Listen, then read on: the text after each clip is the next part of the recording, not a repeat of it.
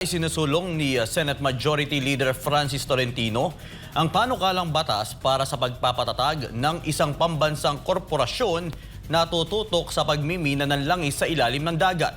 Ayon sa senador, ito ang susi para hindi na gaanong umasa ang bansa sa inaangkat na krudo. Narito ang balita ni Troy Gomez. Isinumite ni Senate Majority Leader Francis Tolentino ang Senate Bill No. 2995 na layong lumikha ng talampas ng Pilipinas Oil Corporation o TPOC, isang pambansang kumpanyang mamumuhunan sa offshore oil exploration sa tinatawag niyang talampas ng Pilipinas.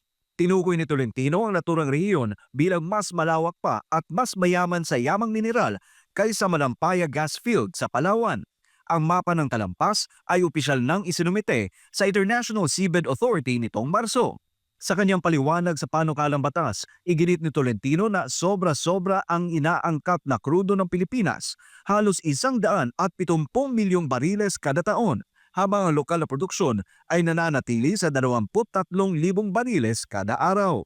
Aniya, malaki ang epekto ng pagtaas ng presyo ng langis sa ekonomiya at sa pang-araw-araw na buhay ng mga Pilipino.